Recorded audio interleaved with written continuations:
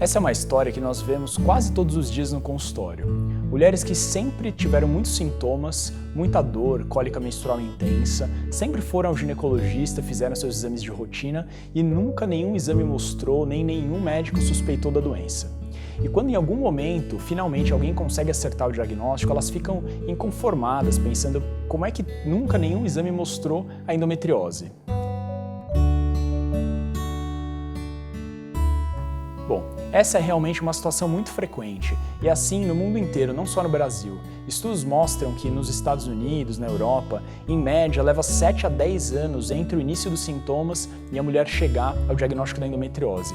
E o motivo disso é que, de fato, não é esperado que os exames de rotina, o ultrassom transvaginal comum, a própria ressonância magnética de pelve não especializada, não é esperado que eles mostrem nada da doença.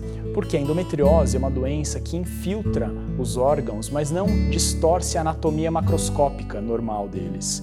Ou seja, é diferente de outras doenças como os miomas, os pólipos, cistos, são coisas que crescem e se tornam facilmente visíveis ao exame de imagem.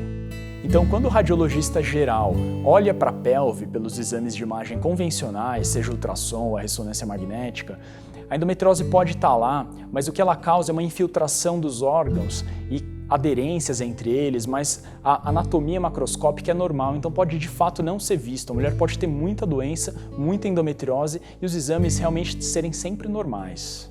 Até cerca de uma década atrás, se considerava que o diagnóstico de endometriose só era possível com cirurgia, ou seja, entrando dentro do abdômen e olhando para ver se realmente os órgãos estavam comprometidos pela doença ou não. E se fez muito a chamada laparoscopia diagnóstica. Isso mudou bastante atualmente, mas de fato o diagnóstico de endometriose continua sendo muito difícil de modo geral e demorado. Existe um estudo interessante que é do grupo de endometriose aqui da USP, liderado pelo professor Maurício e professor Sérgio, que aliás é um dos grupos mais reconhecidos do mundo de endometriose, tem várias publicações internacionais reconhecidas. Esse estudo mostrou que o exame feito por um especialista em endometriose, porque de modo geral o ginecologista geral não está acostumado, não tem um conhecimento tão profundo sobre a doença, mas quando a mulher é examinada por um especialista, o diagnóstico é acertado em mais ou menos 70% das vezes sem nenhum exame complementar, só com um exame clínico, ou seja, pela presença de sintomas típicos somado ao exame, que é basicamente o toque vaginal, em cerca de 70% das vezes é possível acertar que a mulher tem endometriose.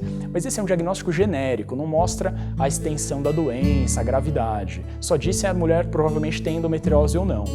E com os exames atuais, modernos, feitos nos grandes centros de diagnóstico de endometriose, é possível acertar o diagnóstico em cerca de 98, 99% das vezes, mas isso com exames especializados. Esses exames, então, são basicamente o ultrassom transvaginal especializado, feito com um protocolo específico de preparo intestinal e principalmente por um examinador, um médico radiologista experiente, e também a ressonância magnética especializada, que é vista e laudada também por radiologistas especializados em endometriose. A questão aqui, então, é que a confiabilidade, o grau de acerto do exame depende completamente do local onde ele foi feito.